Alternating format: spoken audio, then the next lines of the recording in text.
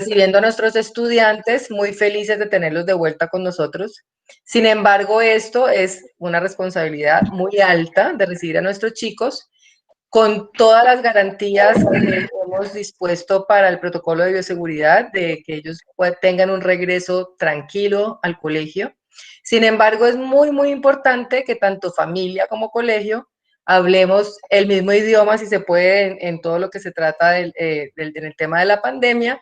Oigamos al mismo experto que en esta charla nos va a decir qué de todo lo que oímos en la ciudad del COVID es cierto o que no es cierto. Por eso mitos y realidades.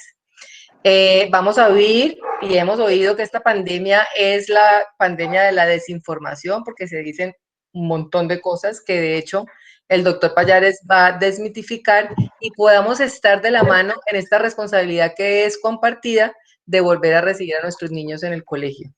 Entonces, vamos a tener más o menos una charla de 40 minutos. Al final vamos a tener un tiempo de preguntas y respuestas. Yo le pedí el permiso al doctor si podíamos grabar la charla, me dio la autorización, la estamos grabando. Entonces, al final, a las 8:30, 8:32 más o menos, entonces terminamos esta intervención por el respeto pues del horario de todos en familia. Muchísimas gracias nuevamente por la asistencia y los dejamos entonces con el doctor Cristian Pallares. Muchísimas gracias, Cristian, por acompañarnos. Todo tuyo en la charla. Bueno, no, Elena, pues muchísimas gracias a ti por la invitación y a ustedes por estar aquí conectados. Buenas noches. Yo quisiera saber si están viendo la pantalla y si me están escuchando bien. ¿Sí? Sí, doctor, que te oye bien.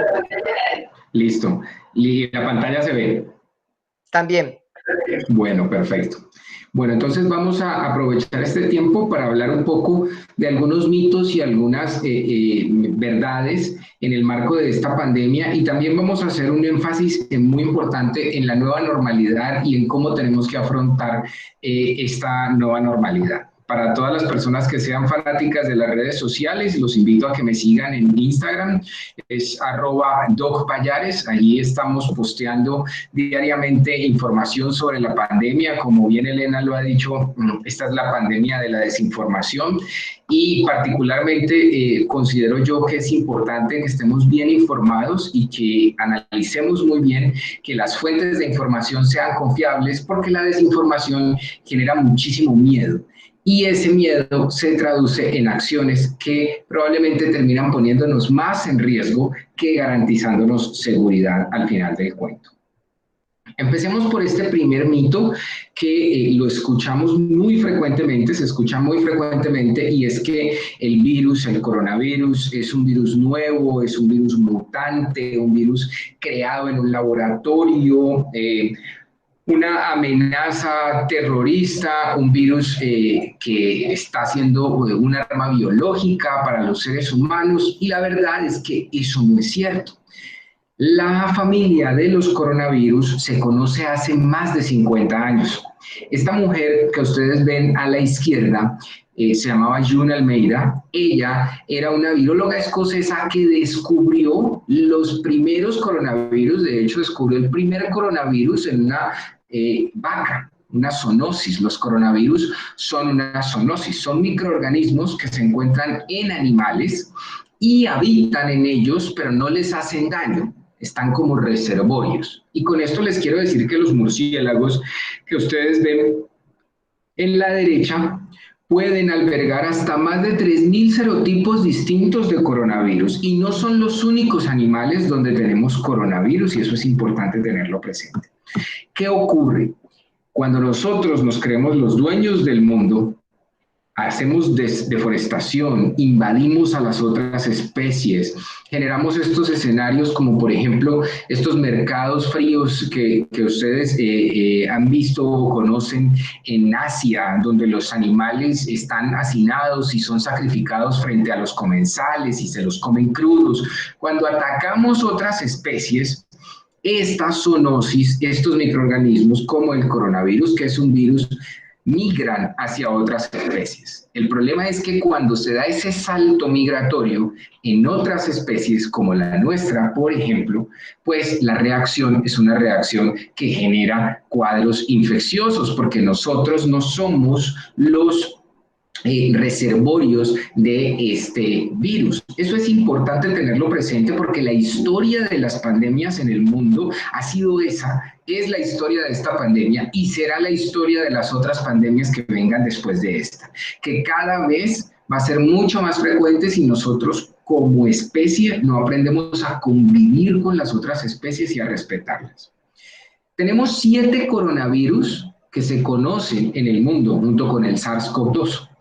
4 de esos son endémicos en el mundo, quiere decir, están regados por todo el mundo. La gente no habla de esto y esto es importante mencionarlo porque estos virus en países al norte de Europa producen hasta el 30% de los cuadros respiratorios que ellos experimentan año tras año.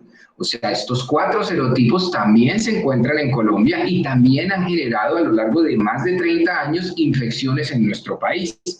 Entonces, cuando nos preguntemos el por qué el coronavirus ha tenido la magnitud en términos de contagio, es porque la familia de los coronavirus es una familia contagiosa. Pero bueno, otros dirán, bueno, sí, Cristian, pero resulta que los otros coronavirus no se escuchaban tan letales. La letalidad es esa porción de contagiados que se mueren. O sea, es la capacidad que tiene el virus de matar a la gente que contagia. Y sí, tienen razón, porque el SARS-CoV-2, el coronavirus COVID-2019, tiene una letalidad que no es la de un resfriado común. Las letalidades de los resfriados comunes son inferiores al 1%. Este virus tiene una letalidad importante.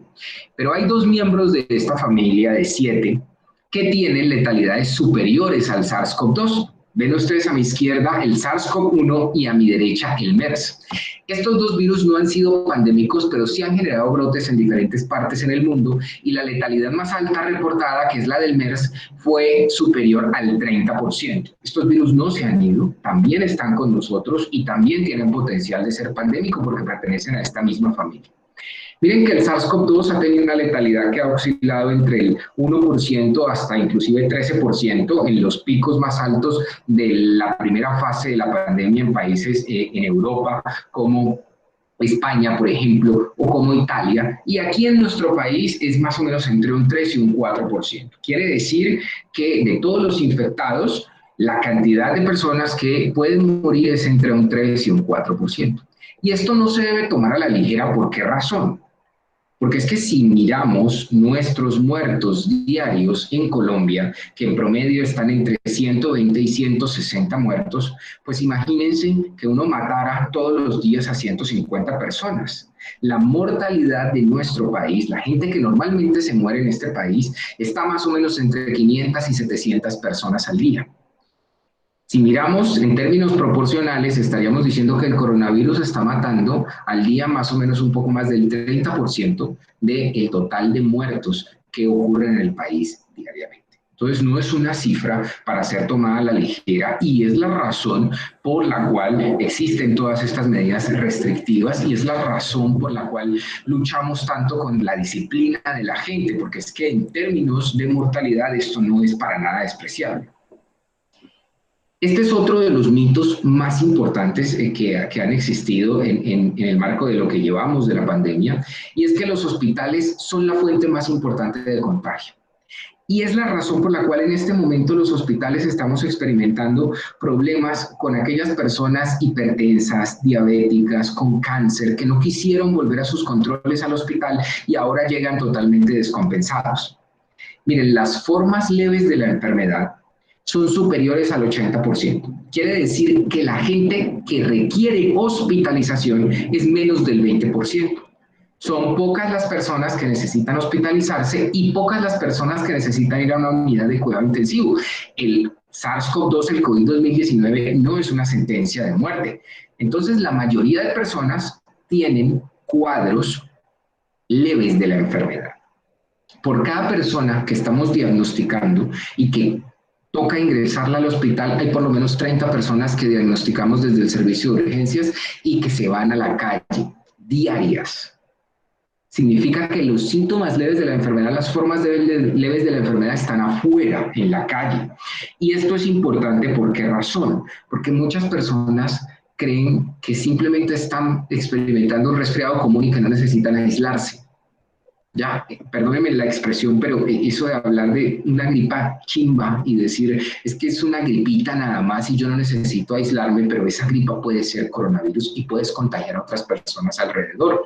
Y existen personas susceptibles a complicarse, ojo, no a contagiarse, todos estamos susceptibles a contagiarnos porque no tenemos inmunidad para defendernos, pero hay un grupo de personas que son más susceptibles a tener complicaciones si se contagian, mayores de 65 años, personas con cáncer, personas diabéticas, personas obesas. Entonces hay que tener cuidado y aquí es donde yo siempre menciono que debemos tener un poco más de empatía, o sea, ponernos en el corazón de la gente porque uno puede hacerle daño con su conducta a otras personas. Recuerden que en los hospitales tenemos elementos de protección personal para manejar a los pacientes, pero en la calle las personas usan de una manera supremamente inapropiada los tapabocas o las mascarillas quirúrgicas. Entonces, si las personas no usan bien este elemento de protección personal, pues van a terminar contagiando a otra persona. En los hospitales somos un poco obsesivos con la higiene de manos, pero afuera las personas no se lavan las manos ni tampoco usan el alcohol glicerinado. Y los seres humanos nos tocamos la cara hasta 500 veces al día. Entonces basta simplemente con tocar algo contaminado, llevarte las manos a la cara y uno solito le hace el trabajo a la infección. Y el otro tema importante es el distanciamiento, porque seguimos resistiéndonos a la nueva normalidad. Entonces seguimos pensando que podemos retomar fiestas, celebraciones, aglomeraciones, y estos son los focos más importantes del contagio. Este es otro mito muy importante que se menciona y es que el coronavirus cambia su forma de contagio todos los días. Las personas piensan que el coronavirus está mutando constantemente y entonces eso hace que cambie su manera de contagiarnos todo el tiempo. Y eso no es cierto. Los coronavirus contagian de dos maneras. O a través del contacto, quiere decir superficies que están contaminadas y que tú tocas y después te llevas las manos a la cara y es en ese momento donde te contagias. O a través de las gotas, que se dividen en dos secciones. Toser o estornudar enfrente de una persona o sitios, áreas poco ventiladas donde no hay corrientes de aire y alguien está tosiendo o estornudando. ¿Qué son esos famosos aerosoles? Pero aquí es importante tener en cuenta que no es que el virus se transmita por el aire. El virus no anda en el aire y tú te lo vas respirando. No funciona de esa manera, gracias a Dios. El virus funciona es porque si tienes sitios muy cerrados donde el aire no pueda estar generando estas corrientes, el aire va a empezar a cargarse y de esa forma, a través de los aerosoles, uno podría contagiarse. Entonces, aquí hay dos lecciones importantes. La primera es que evidentemente toser o estornudar enfrente de alguien, aunque tosa o estornuda enfrente tuyo, es un problema. Que no hacerte higiene de manos también, porque si tocas algo contaminado y te llevas las manos a la cara vas a tener un problema, y que tocarte constantemente la cara también empieza a ser un problema. Por esa razón es que hay tres cosas fundamentales que debemos tener presentes. El distanciamiento físico es una de ellas y es el pilar de toda la estrategia. La mascarilla quirúrgica o el tapabocas y la higiene de manos. Vamos a hablar de cada una de ellas. La medida más efectiva es el distanciamiento físico. O sea que tenemos que asegurarnos de estar por lo menos mínimo a 1 metro de distancia de las personas. Y si se puede un poco más, pues muchísimo mejor. Esta es una revisión sistemática y metaanálisis, es un estudio de varios estudios publicado en Lancet en este año, que muestra cómo, inclusive teniendo personas contagiadas, infectadas al lado, si te separas a más de 1 metro, la probabilidad de contagio disminuye en más de un 80%. O sea que el distanciamiento físico es clave. No es ganas de coartarle la libertad a la gente el hecho de decir que por favor no se hagan fiestas, no se hagan aglomeraciones, de que se mantenga la distancia, de que estemos distanciados, distanciamiento físico, ojo, no distanciamiento social, porque existen muchas formas de acercarnos gracias a la virtualidad. Pero físicamente en este momento sí tenemos que estar separados, y la razón más importante es que, a diferencia de los otros miembros de la familia del SARS-CoV-2, este virus puede empezar a generar contagios cuando aún no tienes síntomas. O sea, cuando tú no estás tosiendo, cuando tú no estás agripado, cuando tú no estás con los síntomas, en ese momento también puedes estar contagiando. Claro, los asintomáticos no contagian de la misma forma que un asintomático, pero es un peligro porque estás viendo a una persona, pero no sabes si realmente esa persona puede ser una portadora o no puede ser una portadora. La higiene de manos es fundamental. Es fundamental porque evita que cualquier cosa que esté contaminada, inmediatamente al tocarte, pues no te lleves el virus a la cara. Entonces sí tenemos que inculcar bastante en las nuevas generaciones y reconfigurarnos nosotros con el uso del alcohol glicerinado, de las soluciones en gel, de los alcoholes, que esto se vuelva un objeto que esté todo el tiempo con nosotros, que lo carguemos. ¿Por qué razón? Pues porque tú puedes tener muchas superficies contaminadas, pero si haces uso del alcohol, las cosas van a ser a otro precio. Y el uso del tapabocas o la mascarilla quirúrgica, que ojo, no está dejando que te le acerques a la gente. La idea no es ponerse un tapabocas y pegársele a la gente. Y aquí entendamos que nosotros somos latinoamericanos y nos encanta el contacto. Uno empieza a hablar con una persona y termina pegada a esa persona o inclusive tocándola, y en eso tenemos que ser un poquito más estrictos, sino que si estás a menos de 1 metro de distancia hablando con alguien, probablemente con la saliva que tú estés generando puede llegar eso hacia la persona. Si tú estás a 2 metros de distancia, evidentemente no va a poder pasar eso. A más de 2 metros de distancia, una persona no necesitaría tapabocas con respecto a la otra. Eso es importante tenerlo presente, porque a veces las personas empiezan a usar el tapabocas simplemente como si fuera una receta de cocina, y hay que entender la plausibilidad biológica, o sea, el porqué de las cosas. Uno usa el tapabocas es porque cuando estás a menos de 1 metro, allí puede haber problemas, porque cuando uno habla, uno saliva, y eso puede caer en la cara de otra persona. Este es otro mito también muy importante que uno ve muy frecuentemente en la calle, y es que las personas piensan que necesitan más elementos de protección personal adicionales al tapabocas. Entonces las personas creen que necesitan esto: máscaras elastoméricas, que necesitan caretas con visera, que necesitan overoles, guantes, batas, polainas. Usted no necesita nada de esto en su vida. Nada de esto es necesario en su vida. Usted no necesita una mascarilla de alta eficiencia. Primero, porque las mascarillas de alta eficiencia solamente están probadas para generación de aerosoles. O sea, cuando tú intubas a un paciente en una unidad de cuidado intensivo, le abres el pecho para operarlo, haces una fibrobroncoscopia, procedimientos invasivos que van hacia los pulmones, da reanimación cardiopulmonar. Es en esas circunstancias, pero afuera no. Afuera lo que tú necesitas es un sitio bien ventilado, respetar la distancia y usar la mascarilla quirúrgica y tener tu alcohol glicerinado, pero no necesitas esto, que adicionalmente sí puede favorecer el contagio, porque estas cosas son difíciles de soportar y uno tiende a tocarse mucho más la cara porque es difícil, es molesto. Las batas es otro tema importante, porque las personas se ponen una bata creyendo que están protegidas, pero la bata se contamina desde que te la colocaste. Entonces, si tú sigues tocando más cosas, vas a terminar contaminando la región abdominal de la bata, y con la bata vas a terminar contaminando el resto de cosas. Quiere decir que las batas son de un solo uso, las usamos en la clínica, y por fuera de la clínica nadie debería estar utilizando una bata. Guantes muchísimo menos. Y la razón de no usar guantes es que tú te enguantas y primero pierdes la posibilidad de friccionarte las manos con el alcohol glicerinado, porque ya no vas a poder friccionártelas. Adicionalmente, desde que tocas algo, con lo primero que tocas, en ese momento tú estás ya con el guante contaminado y sigues generando más contaminación alrededor. Entonces, imagínense una persona que lleve 1, 2, 3 horas enguantado. Esa persona va a estar totalmente contaminada y va a ser un foco de contaminación para el resto. Y hay evidencia que soporta lo que les estoy mencionando. Esta es una revisión sistemática de metaanálisis publicada en Cochrane, que es una de las bases de datos más grandes que existe con respecto a muchos temas, incluyendo los temas de la salud. Y lo que se demostró es que ponerse más cosas no te va a proteger, pero por el contrario, lo que va a aumentar es el riesgo de que te contagies. Este es otro punto muy importante. Y es un punto que es responsabilidad de todos. Y ojo, salir adelante de esta pandemia es responsabilidad de todos nosotros. Y es que hay que estar pendientes de la gente.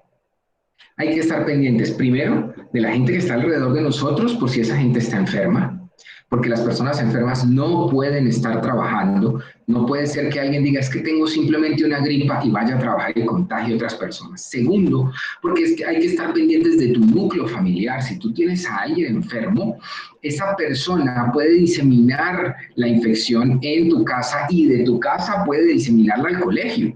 Entonces, si una persona está enferma, es total responsabilidad desde el núcleo familiar de decir, mire, yo tengo a alguien enfermo aquí, mi hijo, mi hija no puede ir al colegio. Venga, si tenemos una persona enferma y hemos tenido una conducta de riesgo, hemos estado en una fiesta, no hemos respetado el distanciamiento, necesitamos conocer cuál es el estado de salud de la persona y hay que hacerse una prueba. Por favor, no pensemos que es que la prueba es dolorosa, que es que la prueba genera un trauma, porque eso no es cierto. Es un copito que dura 30 segundos en la nariz, pero que puede ser definitivo para decidir si uno tiene que aislar a todo un salón de clases o no. Entonces, es muy importante que nos apersonemos y estemos pendientes de todos los escenarios, porque existe un escenario al interior del colegio, pero también hay un escenario familiar y la infección está en todas partes. Entonces, del escenario familiar esto puede migrar al colegio y generar un brote o contagiar a alguna persona que tenga factores de riesgo y causarle la muerte. Por eso era lo que les mencionaba al principio, de que la empatía debe ser uno de los pilares fundamentales de nosotros para salir adelante. La vigilancia, entonces, es importante no solamente porque nos estamos cuidando todos, sino que porque permite detectar rápidamente los casos. Y al detectar rápidamente los casos o los sospechosos, puedes hacer ese famoso cerco epidemiológico. Entonces puedes controlar la velocidad de propagación y evitar que se vuelvan a suspender las clases, que ocurran rebrotes, que ocurran brotes en el colegio, que ocurran problemas en tu familia, que se generen más contagios en otros miembros de la familia. Por eso es importante controlar la velocidad de la propagación y esto solamente se puede hacer con el trabajo integral de todos. Este es otro de los mitos más populares que normalmente encuentra uno. Y es que las personas dicen, yo tengo que hacerme la prueba, yo necesito saber si yo tengo coronavirus. Las personas piensan que la prueba funciona como un pase. Entonces, si tú tienes una prueba negativa, pues inmediatamente significa que te libraste de la pandemia. Y eso no es cierto, porque estamos en medio de la pandemia y no somos inmunes. O sea que podemos ser contagiados en cualquier momento si no seguimos las recomendaciones. 3 pruebas existen actualmente en el mercado. Esta es la primera y el gold estándar, la RT-PCR. Con la RT-PCR, que es un hisopo en la nariz, importante tener presente varias cosas. Ella identifica el material genético que tiene el virus. Aquí adentro está el material genético del virus y lo traduce en un idioma de RNA, ADN para que podamos entenderlo mejor. Eso se llama reacción en cadena de la polimerasa a través de una enzima transcriptasa reversa, se vuelve DNA y después se amplifica. Y el virus puede detectar copias o restos la prueba, puede detectar copias o restos del virus en tu garganta, aunque ya hayas pasado la fase de infección. Entonces, si alguien tiene una prueba positiva, no es necesario repetirle la prueba determinado número de veces hasta que se negativice, porque una persona positiva con síntomas contagia desde el inicio de los síntomas hasta el día 10-14. Hasta ese momento está el aislamiento. Después del día 10-14 tú puedes suspender el aislamiento y es en ese momento donde la persona deja de contagiar. Por favor, no discriminemos a las personas que han tenido infección por SARS-CoV-2 porque después del día 10-14 ellas no van a poder contagiar a nadie, así tengan pruebas positivas. La prueba puede durar positiva, esta prueba, por lo menos hasta 60-70 días. La segunda prueba es la antigénica. La prueba antigénica, al igual que la RT-PCR, es una prueba diagnóstica. Esta lo que hace es reaccionar. Ustedes han visto que al coronavirus lo dibujan como si fuera un solecito que tuviera como unas espículas. Esos piquitos son estas proteínas espiculares que se encuentran en la membrana del coronavirus. Esto es una membrana lipídica, estas son las proteínas espiculares, y la reacción antigénica es una reacción antígeno-anticuerpo de esas proteínas. Esta prueba es igual por hisopo, es ligeramente menos sensible que la RT-PCR, pero igual es una prueba diagnóstica, y estas dos pruebas funcionan bien en aquellas personas con síntomas, en la primera semana de síntomas, o en aquellas personas que han sido contacto estrecho de un caso sospechoso positivo al día 7 después del último contacto estrecho, porque la mediana de síntomas aparece el día 7, o sea, yo no puedo hacerme la prueba inmediatamente. El coronavirus no es como una lleva, no es que se le pega a uno como una lleva, no, tú necesitas esperar 7 días, que es el periodo de incubación, para tener la mejor sensibilidad. Estas pruebas, aquí voy solamente a la primera, olviden el ELISA y la quimioluminiscencia, la inmunocromatografía de flujo lateral, esa prueba serológica, la que ustedes escuchan como rápida, la prueba de sangre, que no es una prueba diagnóstica. Por favor, no se hagan rutinariamente estas pruebas, ni tampoco compren esos kits que venden en internet, donde la gente simplemente con una gota de sangre cree que se puede hacer esta prueba como si fuera una prueba de embarazo. Esto necesita controles de calidad. Las pruebas serológicas o estas pruebas de anticuerpos, lo único que muestran es que tuviste contacto con el virus, seas o no seas contagiado, y la prueba empieza a tener efectividad después del día 10, desde el inicio de síntomas. O sea que alguien que esté asintomático de la prueba, lo único que va a hacer es confundirlo, porque uno de los componentes de la prueba, que es la IgM, tiene una reacción cruzada con los otros coronavirus que se encuentran con nosotros en Colombia y en el mundo. O sea que puede dar muchísimos falsos positivos. Por favor, las pruebas diagnósticas, RT-PCR y antigénicas, solo en sintomáticos y solo en contactos estrechos al día 7 después del contacto, bajo prescripción médica, y las pruebas rápidas, olvídenlas, porque esas pruebas no se pueden estar haciendo frecuentemente, no son de utilidad, y lo único que les van a generar es muchísima más ansiedad. Antes de que abramos la discusión y los escuchemos con sus comentarios o sus preguntas, este es el último mito que yo les quería comentar. El mito de que las personas creen que deben medicarse, tomar algún medicamento profiláctico, algún medicamento terapéutico, y les quiero decir varias cosas. Lo primero es que ningún medicamento va a protegerte del contagio. Del contagio te protege el distanciamiento, el uso del tapabocas y la higiene de manos. Nada puede blindar tu cuerpo para que el coronavirus no entre. Esto no es cierto. Eso no puede pasar. Y muchos medicamentos que la gente normalmente se toman, esos cócteles de tomar aspirina, ivermectina, hidroxicloroquina, acitromicina y ese tipo de cosas, algunos de ellos ya se han descartado como uso terapéutico para SARS-CoV-2, y otros están siendo objeto de estudios, pero necesitan tener más evidencia. Recuerden, y sobre todo para aquellas personas que están tomando otro tipo de medicamentos o que tienen otro tipo de enfermedades, que mezclar medicamentos o tomar medicamentos sin prescripción médica puede generar reacciones adversas a esos medicamentos, interacciones o problemas relacionados con ese uso de medicamentos. Y esto puede ser un problema que te puede complicar la vida en lugar de estarte ayudando de alguna manera. Bueno, esto era lo que yo quería compartirles como mitos. Muchísimas gracias por la atención. Les recuerdo por aquí mi Instagram para que me sigan, y @docpayares, y estoy pues presto a resolver sus dudas, inquietudes, o a escuchar sus comentarios con el mayor de los gustos. Muchas gracias por la atención. Gracias, doctor, por tus intervenciones, gracias por esta información. Ahora entonces abrimos el tiempo de preguntas y respuestas, si quieren hacerlas por el chat o simplemente pueden abrir el micrófono. Muchas gracias. Buenas noches, yo quisiera hacerle una pregunta. ¿Cómo es posible que se ha demostrado cómo se en el hogar geriátrico San Miguel? ¿Cómo hubo tanto éxito? ¿Y por qué? Doctor, buenas noches. Una pregunta. Con relación al tema a tratar. Qué pena, pero lo que pasa es que había otra persona hablando y no alcancé a escuchar bien la pregunta. Que quisiera saber por qué hubo tanto éxito en el tema que cómo manejaron en el hogar geriátrico San Miguel 59 contagios que se presentó allá y fue todo un éxito.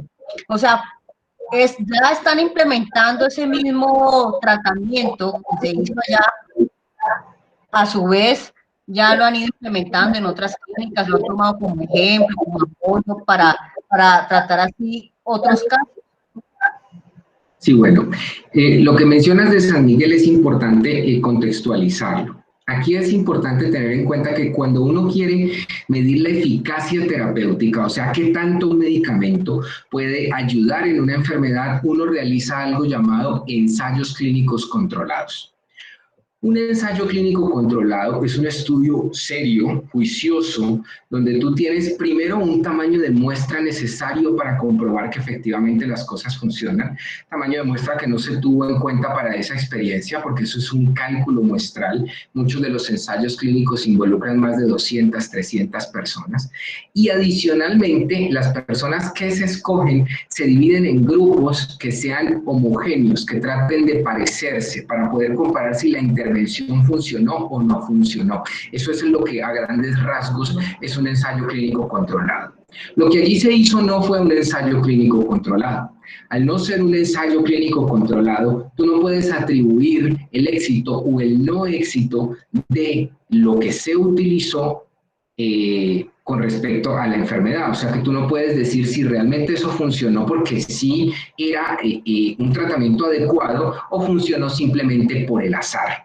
También es importante mencionar que muchos de estos pacientes que estaban incluidos en brazos pequeños, como les digo, que no tienen significancia estadística suficiente, eran pacientes que en las escalas de severidad no tenían grados altos de severidad. Y aquí es importante tener presente que para las infecciones como el SARS-CoV-2, el nivel de severidad con el que ingresen los pacientes marca un punto importante en su sobrevida, en su beneficio. Entonces, la razón por la cual un medicamento se demora tanto tiempo en finalmente tener un aval es porque se debe hacer un proceso muy juicioso de la investigación.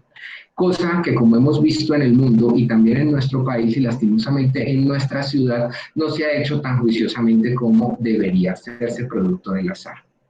Lo otro importante que hay que mencionar es que las infecciones virales, por términos generales, se tratan más desde los síntomas. Uno maneja las complicaciones de los pacientes de forma sintomática, porque muy pocas infecciones virales se han logrado controlar directamente afectando el virus. El virus lo único que busca es replicarse y detener la replicación del virus es generalmente un problema en la gran mayoría de infecciones virales. Piénsenlo como que estuviéramos en una fábrica de camisas y nosotros tuviéramos 20 máquinas fabricando camisas. Si llegara un extraño y te dijera, ven, Ángela, déjame por favor trabajar en una de estas máquinas para hacer camisas, y tú le dijeras, listo, no hay problema, y tú te vas y a los 3 días que vuelves, esa persona se adueñó de todas tus máquinas para hacer camisas. Eso es lo que hace un virus en nuestras células. Se adueña de la infraestructura que tienen nuestras células y empieza a generar copias y a replicar esas copias. Entonces, cuando tenemos tanto número de copias, es cuando empiezan a presentarse los problemas inflamatorios, cuando empieza a presentarse todo el cuadro clínico, todos los síntomas que generan los virus en el cuerpo. Doctor, y para todos los participantes, vamos a ir en orden, entonces, el señor Javier Gutiérrez y la señora Carminia Becerra en el chat tienen un comentario acerca de la careta. Dicen que la careta es importante porque el virus entra por los ojos. Y la señora Carminia dice que está de acuerdo. Si nos puedes aclarar un poquito el uso de la careta y después seguimos con la pregunta que tiene la señora, que tiene el nombre Yupi Corp. Gracias. Bueno, con respecto a la careta, es importante tener presente que, claro, el virus puede entrar por ojos, por nariz y por boca. De estos tres, por donde más frecuentemente entra el virus, la situación de más riesgo es la boca y la nariz. Los ojos serían una situación de riesgo adicional si tú no tuvieras un tapabocas, pero cuando uno tiene un tapabocas que cubre nariz y bocas, la entrada por los ojos no se va a dar si hablas con otra persona. ¿Qué problema tienen las caretas por fuera del medio hospitalario? El primero tiene que ver con la limpieza y desinfección. Las caretas hay que limpiarlas cada vez que la utilices. Nosotros, por ejemplo, en la clínica usamos una careta y por cada vez que entramos y salimos con el paciente la tenemos que limpiar, porque la careta se vuelve un fómite adicional. Entonces, la careta se te puede contaminar, tú tocarla y terminar contaminándote más. Adicionalmente a esto, la limpieza y desinfección no se puede hacer con alcohol, porque el alcohol lo único que hace es fijar la mugre. La limpieza y desinfección debe hacerse con una mezcla de un detergente, un tensoactivo generalmente y un desinfectante. Entonces, cuando eso no ocurre, finalmente lo que pasa con la careta es que la careta termina volviéndose más un vector de contaminación que en realidad un factor protector. ¿Qué recomendación está por encima de la careta? La distancia. Si ustedes mantienen la distancia, el rango de distancia superior a 1 metro es perfectamente seguro para no tener que utilizar careta ni ningún otro elemento de protección personal, además de la adicional pues al tapabocas, que es lo que se debe utilizar. Bueno, por aquí leo la pregunta que dice, ¿qué opinión tienen sobre las vacunas? El tema de las vacunas es un tema en desarrollo. Hay varios puntos en contra del desarrollo de la vacuna. El primero es que este es un virus de RNA. Las características de ese virus hacen difícil generar rápidamente una vacuna. El otro tema es que en la medida en que el virus se va esparciendo, el virus va generando mutaciones de él y esas mutaciones hacen que cambie. Si las mutaciones hacen que cambie demasiado, los esquemas de vacunación que estamos probando pues no van a funcionar. Y el otro punto es que para que una vacuna sea segura, primero debe ser probada en personas en un ensayo clínico controlado. ¿Por qué razón? Porque no podemos aplicarle a todo el mundo algo que después le haga daño. Lo que ocurre, por ejemplo, lo que ustedes escucharon con la vacuna rusa, que se saltó los ensayos clínicos controlados, los estudios de seguridad. Las vacunas que tenemos actualmente en el mercado son seguras porque han sido probadas. Uno no puede sacar una solución que termine generándole más daño a la gente. Entonces, el panorama de la vacuna todavía sigue siendo un panorama sombrío, porque en muchas de las que ya estaban avanzados los ensayos clínicos controlados empezaron a presentarse efectos adversos y problemas con los pacientes que estaban siendo enrolados, reclutados para el ensayo clínico. Por aquí voy a leer otra pregunta de Paula Martínez. Dice, si mi hijo es alérgico y tose con mucha facilidad, ¿cómo puedo certificar que es alergia y no COVID? De acuerdo al protocolo debería tener un diagnóstico médico, ya que finalmente no se sabe si es COVID o es alergia, pero no puedo consultar 3 y 4 veces al médico por lo mismo. De acuerdo, Paula. Digamos que cuando las personas son alérgicas, uno generalmente conoce y encuentra alguna de las condiciones que genera más esta alergia. Las personas que tienen rinitis alérgica o que son atópicos, generalmente esto está asociado a algunos comportamientos o algunas cosas. Entonces, si tu hijo tiene lo que convencionalmente siempre ha tenido, eso no va a ser coronavirus. Pero si el cuadro cambia y entonces el cuadro ya está relacionado con decaimiento, dolor de cabeza, fiebre, ardor en la garganta, pérdida del gusto, del olfato, otro tipo de síntomas, ese sería el momento para consultar. Mientras tanto, no te preocupes que si es los síntomas que convencionalmente ha venido teniendo tu hijo, esto no va a ser coronavirus. Por aquí hay un comentario de Rocío Díaz, dice, doctor, el consumo de vitaminas como la D pueden ayudar en estos momentos. Digamos que las vitaminas en general ayudan para mantener, digamos, en cierta medida el estado inmune y todos los procesos fisiológicos del cuerpo, pero no hay una relación directa con tomar una determinada vitamina y el contagio de infección por SARS-CoV-2. Por aquí hay otra pregunta, dice, ¿sirve aplicar alcohol a los tapabocas? No, la verdad es que el tapabocas, recuerden que funciona como una barrera, entonces lo que sí sirve es no tocarte constantemente el tapabocas, mantener tus manos fuera de tu cara, no estarte tocando el tapabocas. Ustedes ven que algunas personas muchas veces se ponen el tapabocas y se tocan todo el tiempo, entre menos te toques, muchísimo mejor, pero la verdad no tiene ninguna utilidad adicionarle alcohol, aplicarle alcohol. Sí puede ser peligroso porque de pronto si aplicas demasiado, pues vas a estar inhalando todo el tiempo el alcohol y eso puede ser irritante para tus vías respiratorias. Por aquí Diana Marcela pregunta, ¿se pueden limpiar los objetos y las superficies con alcohol para desinfectar? No. El alcohol es un desinfectante, pero los procesos de limpieza y desinfección requieren primero limpiar y después desinfectar. Entonces, el alcohol en superficies muy sucias lo que hace es fijar la mugre. ¿Han visto ustedes, por ejemplo, como cuando se limpian el vidrio o algo así que no está, que tiene de todas maneras grumos o carga orgánica? Lo que hace uno es como, digamos, revolcar la mugre. Eso es lo mismo que hace el alcohol. Lo que yo sugiero es estos pañitos 2 en 1 que se pueden conseguir en el mercado, que tienen detergente y desinfectante, los desinfectantes a base de amonio cuaternario, y en 2 pasos te permite hacer la limpieza y desinfección correctamente. Por aquí Carlos pregunta, doctor, cordial saludo. Hola Carlos, ¿cómo estás? Para los niños o adultos, ¿bañarse después de cada salida reduce la posibilidad de contagio? Es una muy buena pregunta. La verdad es que hay mucha literatura gris al respecto, o sea, esto no está muy bien definido. En general, no ha mostrado mucha utilidad. Lo que sí ha mostrado mucha utilidad es la higiene de manos, o sea, estarse higienizando todo el tiempo, estarte haciendo higiene de manos todo el tiempo y evitar tocarte la cara.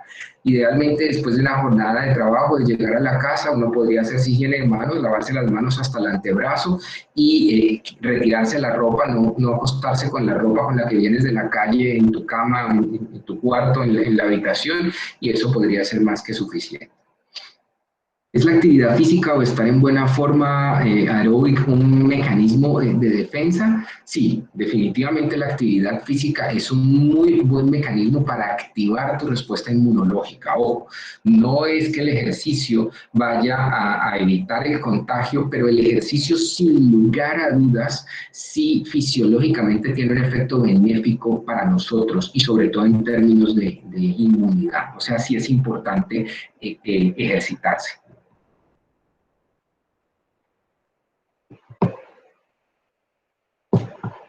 Bueno, no sé si alguien quiera hacer su pregunta directamente o por aquí hay una pregunta. Muy buenas noches. Sí, adelante. Muy buenas noches. Doctor, muy buenas noches. Quisiera, no sé si usted me podría referenciar lo que usted estaba comentando. Llegué tarde, pero me estaban comentando que el uso de la careta versus más el tapabocas, que la careta es inefectiva. Yo revisé información de The Lancet donde no dicen eso. Yo estaría de acuerdo con usted que el mal uso tanto del tapabocas como de la careta se puede convertir en punto de contagio o de aumentar las posibilidades de contagio. Pero de que la careta de por sí sea inefectiva, no estaría de acuerdo. Porque, de hecho, hay unos artículos en los cuales dice que en el ambiente el virus no es que caiga de una y se puede mantener sobre todo en espacios cerrados. Y en esos espacios cerrados, en algún momento, y yo creo que usted lo puede haber vivido y muchas de las personas que están oyendo la charla lo pueden haber vivido, que realmente el distanciamiento en los diferentes escenarios no se está cumpliendo al 100%. Ejemplo, en los mismos bancos, en algunos bancos uno está viendo que las distancias, o como están manejando, el distanciamiento, que es muy importante, no se está cumpliendo. Y en ese momento la careta y el uso del tapabocas, y quien le adiciona la careta, puede ser efectivo desde ese punto de vista. Si el distanciamiento se cumpliera cabalmente, sería muy efectivo, pero sabemos que el tema de distanciamiento no se está llevando al 100% en los diferentes escenarios. Si te quiero mostrar lo que estás mencionando del Lancet, para que todos lo vean. ¿Están viendo mi pantalla ustedes allí? Sí, señor. Bueno, esto es lo que mencionas del estudio de Lancet. Es una revisión sistemática de metaanálisis publicada en Lancet que evalúa la protección ocular en pacientes hospitalizados sintomáticos con tos y expectoración a menos de 1 metro de distancia. Siempre es muy importante y se los recomiendo, sobre todo si no están familiarizados con la medicina basada en la evidencia, que revisen siempre las fuentes primarias de lo que uno lee. Porque estos estudios que ustedes ven aquí para MERS, para SARS y para SARS-CoV-2, estos que se ven aquí, que son las fuentes primarias, lo que muestran es que la careta es un factor protector en esas situaciones, no afuera en un supermercado ni en la calle. ¿Por qué es importante mencionar esto? Porque uno no puede extrapolar la literatura de lo que está leyendo, que va dirigido hacia los hospitales, hacia las áreas que no son hospitalarias. Adicionalmente, porque recordemos, lo mencionaba al principio, no sé si estabas en la charla, al inicio de la charla, que las caretas se deben limpiar cada vez que uno las utilice. O sea que si yo voy a utilizar una careta afuera, yo tendría que sacar mi detergente, mi desinfectante, estarla limpiando y desinfectarla todo el tiempo, aprender la técnica correcta de la limpieza y desinfección, y lo que va a terminar formándose y lo que va a terminar ocurriendo, que es de lo mismo que hay mucha evidencia publicada, que ocurre cuando cogemos elementos de protección personal usados en los hospitales y los llevamos hacia la calle, es que vas a terminar dándole un mal uso o favoreciendo o aumentando el riesgo de contagio por no limpiarla, no desinfectarla bien. Lo mejor que sirve afuera, muchísimo más que una careta, es mantener la distancia. Mantener la distancia es responsabilidad de cada uno de nosotros. De ti depende no acercarte a más de 1 metro a alguien en un centro comercial o en una fila, o hacer el cumplimiento o hacer cumplir la distancia. Dicho esto, la mascarilla quirúrgica, que sí tiene evidencia científica fuerte, tanto al interior de un hospital como por fuera de un hospital, pues es un elemento de protección personal que sí debemos incluir en nuestra vida diaria. Otra cosa que quería mencionarte, permítame un segundo, esta es una presentación con más diapositivas porque es una presentación un poco más orientada hacia el cuerpo médico, pero se los quiero mostrar. Es el tema del aire.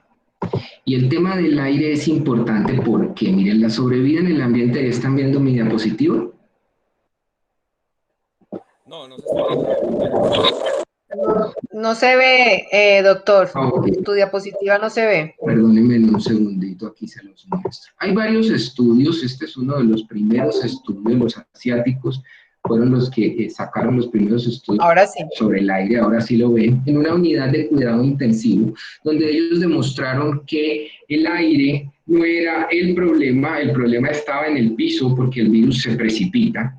Dicho esto, sí es cierto lo que mencionas, si yo tengo un sitio poco ventilado, o sea, un sitio donde no hay corriente de aire, en ese sitio donde yo no tengo corriente de aire, ese es el sitio donde el virus puede permanecer más tiempo suspendido. Pero cualquier corriente de aire, abrir mínimamente una ventana, va a generar una corriente de aire suficiente para que el virus no quede suspendido. Aquí no estamos hablando de tuberculosis, ni de varicela, ni de sarampión, que son microorganismos que sí tienen la capacidad de permanecer más tiempo suspendidos en el aire. El otro tema es que muchos de los estudios, aquí les muestro, permítanme les señalo, aquí en este estudio donde hicieron tomas de aire, este es uno de los extractores del aire, que es una aspiradora que colocaron en las habitaciones de los pacientes. Este es el estudio, uno de los estudios más importantes de los asiáticos, mostró que el aire que se encontraba acá, o sea, después de los 60 centímetros de altura, era un aire que no estaba contaminado, pero que el aire que viajaba hacia el piso, obviamente porque la densidad del virus es mayor en el piso, sí era el que estaba contaminado. Este es un estudio de los italianos, también hablando del aire. Y aquí los italianos lo que revisaron era qué tanto del virus que se encontraba en el piso era viable o no, porque en el aire ellos no encontraron virus viable. Eso por las corrientes también del aire. Entonces, el tema del aire es un tema que hay que saberlo revisar a la luz de la evidencia científica. La razón más importante de eso es porque no podemos tener la falsa percepción de que el virus está en el aire y que solamente con respirar nos podemos contagiar, porque eso definitivamente no es cierto. Lo que sí es cierto es que si tú estás en un sitio cerrado, si tú estás en un sitio donde no hay ventilación, en un sitio donde no hay corrientes de aire, si estás en aglomeraciones, o si no puedes respetar el distanciamiento, estás celebrando un cumpleaños, una reunión familiar, ahí el contacto estrecho va a ser supremamente importante y eso va a ser lo que te va a llevar hacia el contagio.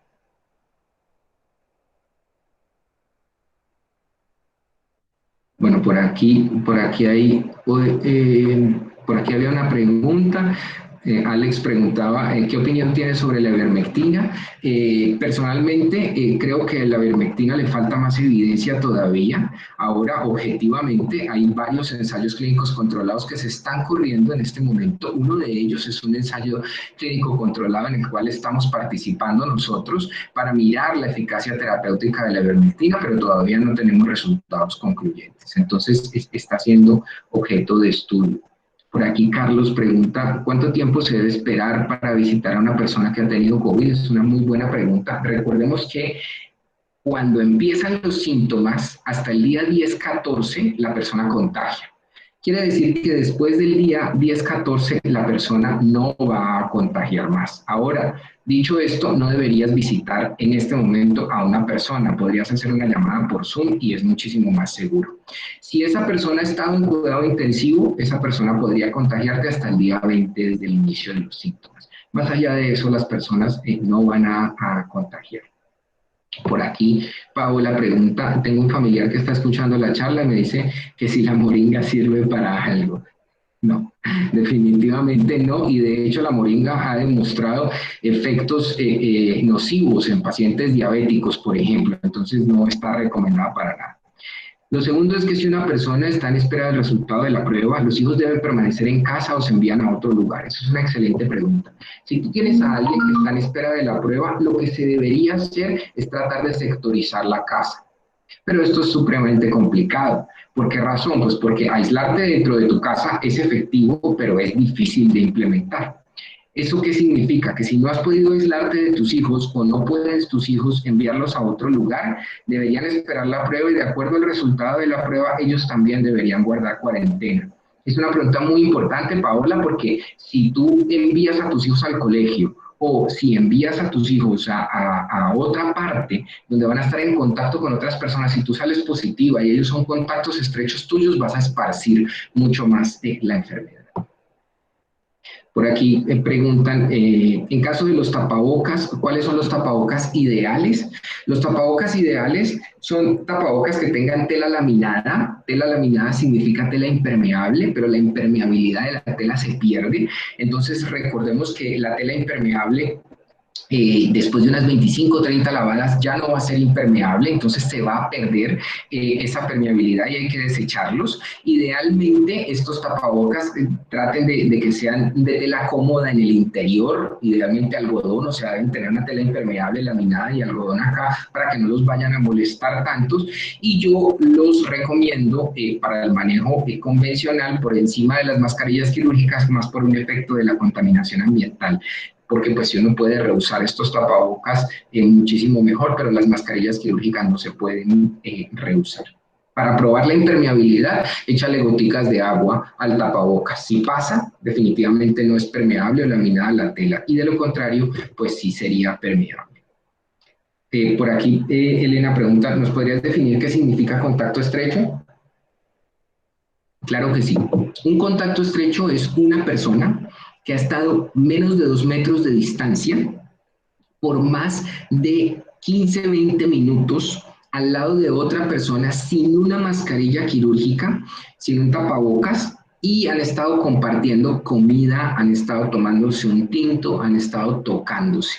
Eso es un contacto estrecho. Digamos que es un contacto estrecho no protegido, porque tú puedes estar a menos de 2 metros de distancia de alguien con una mascarilla quirúrgica por más de 20 minutos y eso es un contacto estrecho protegido, o sea, ese no tiene riesgo.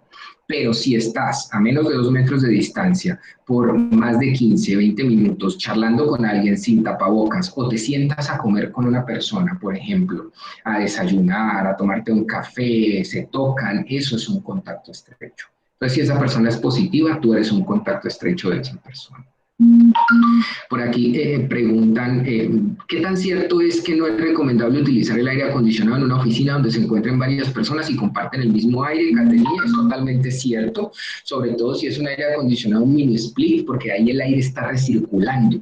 Entonces, como el aire está recirculando, si hay alguna persona enferma que está tosiendo allí, pues ese aire va a seguir recirculando en toda la habitación. Lo ideal es apagar el aire y abrir las ventanas. Y más ideal que esto es vigilar que ninguna persona enferma vaya a trabajar, porque si tienes una persona enferma que vaya a trabajar, pues por más que abras el aire, esa persona si tose o estornuda, en ese momento se puede generar el contagio.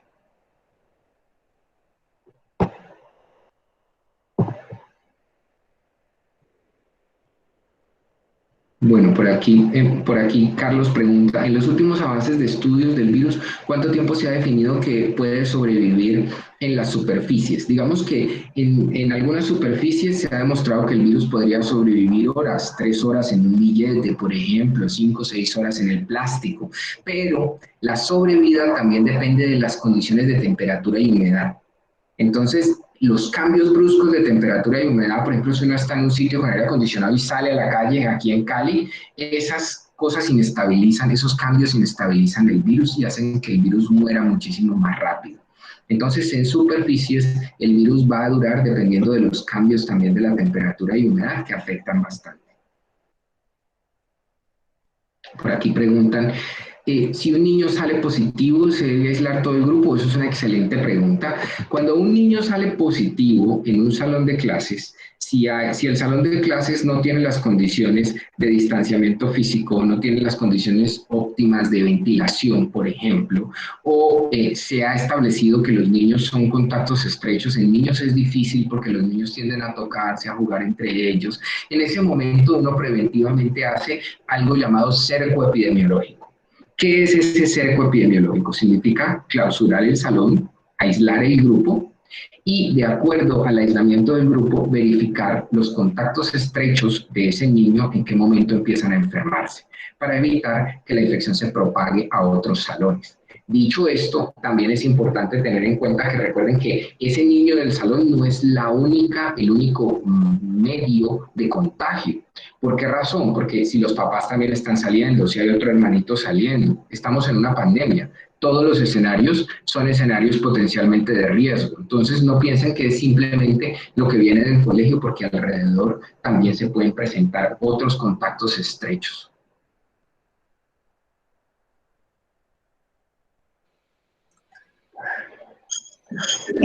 Bueno, doctor, yo pienso que ya por la hora que teníamos programada, pues ya empezamos como a las 8:32, ya vamos llegando. Les vuelvo a recordar que que la charla se está grabando. Si alguien está interesado en recibirla, nos escribe por favor a los correos de las secretarias y con mucho gusto se las hacemos llegar. Si alguien tiene alguna otra pregunta que queda sin responder, por favor también nos la hacen llegar al correo y se las estaremos reenviando al doctor y yo sé que él muy amablemente nos las contesta. De todas maneras, a todos muchísimas gracias gracias por tu Instagram, doctor. A todos muchas gracias por haberse conectado a esta importante charla y les deseamos una muy buena noche y nos estaremos viendo. Quedan abiertos los canales de comunicación para cualquier otra información acerca de la charla. Muchísimas gracias y buenas noches para todos. Doctor, muchas gracias. Muchísimas gracias. Noche. Chao, que estés muy bien. Gracias, doctor. Gracias, Elena. Colegio, gracias. Chao. Chao.